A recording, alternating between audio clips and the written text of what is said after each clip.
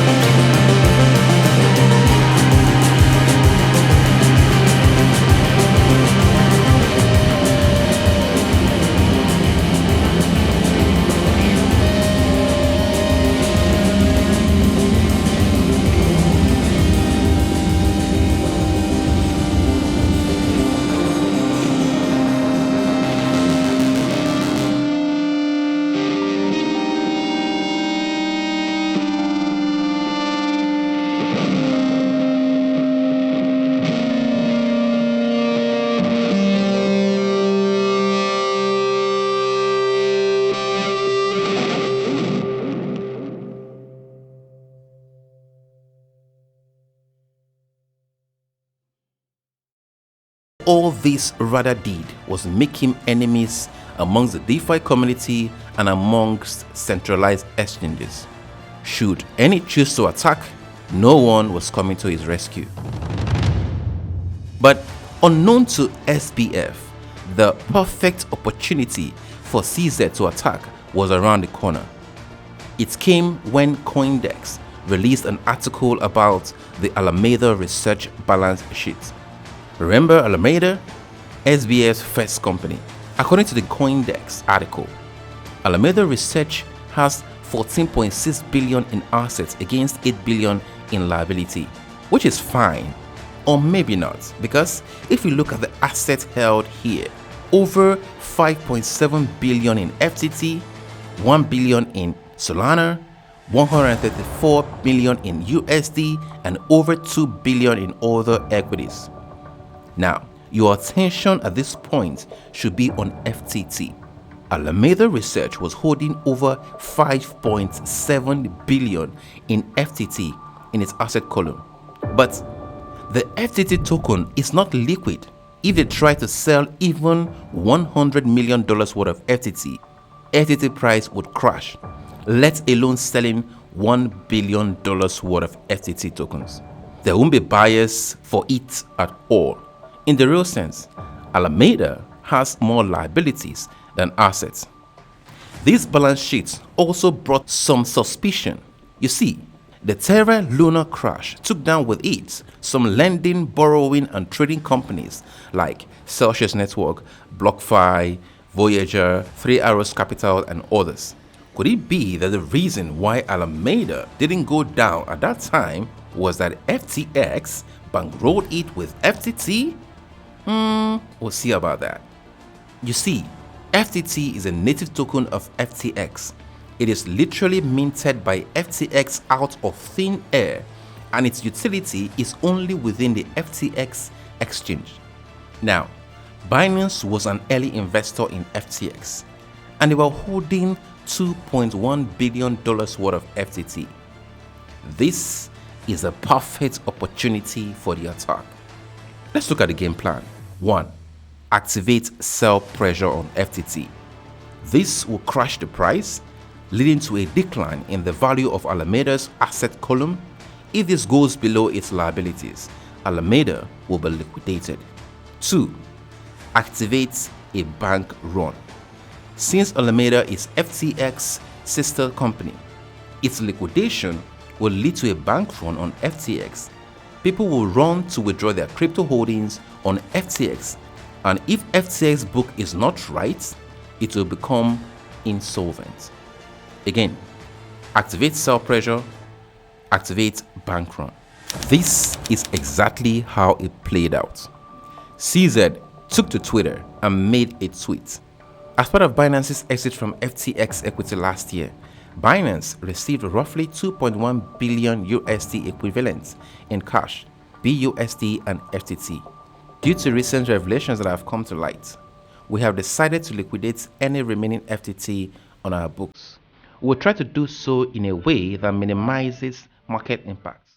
Due to market conditions and limited liquidity, we expect this will take a few months to complete. From this tweet, it is obvious that CZ wasn't trying to minimize impacts. Sell pressure activated. At this time, FTT was trading at $25. Alameda can do two things. 1.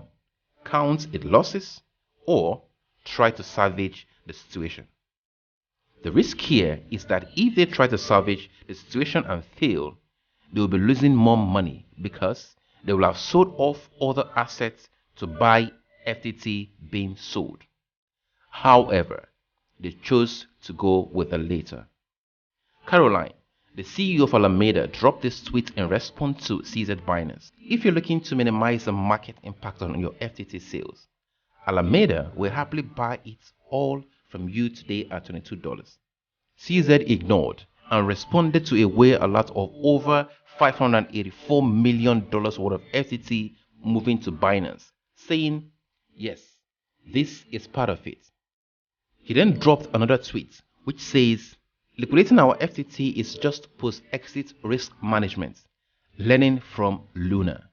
We gave our support before, but we won't pretend to make love after divorce. We are not against anyone, but we won't support people who lobby against other industry players behind their backs. Onwards. CZ accomplished 3 things with this tweet. 1. SBF has been lobbying against other industry players in Washington that what he is doing is justified. If you are an exchange, you should join in the fight. 2. Binance is liquidating FTT. If you are a holder, you should be selling right now. 3. Comparing Luna to FTT is a signal to get your money out of FTX. This is activating bank run. In this period, Alameda sent over 257 million USDC to FTX to start cushioning the sell pressure. You can see here that Alameda defended the price of FTT around the $22 mark for about a day before it came crashing. This also sent the price of Solana crashing immediately, suggesting that Alameda might have been selling SOL to defend FTT. SBF, still trying to salvage the situation, dropped the following tweet the next day, which he later deleted. A competitor is trying to go after us with false rumors. FTX is fine. Assets are fine. Details. FTX has enough to cover all clients' holding. We don't invest clients' assets, even in treasuries. We have been processing all withdrawals and will continue to be. Some details on withdrawal speed. Banks and nodes.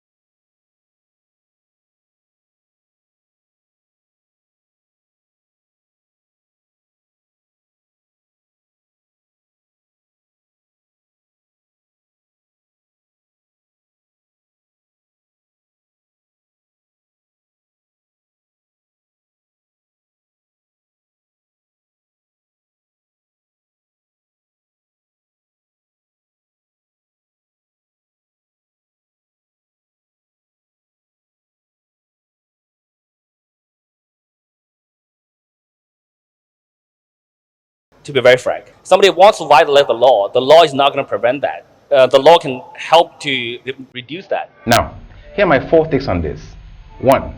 You might say that CZ Binance costs or orchestrated all this, but according to this tweet by Patrick Hillman, he says, let's be clear, Binance did not define SBF stance on DCCPA, debate Eric Voorhees on the merits of FCX stance, get into shitpost Twitter fights with KOLs, manage nor leaked Alameda balance sheet, write the CoinDesk story, or fail to address the concern about FTT.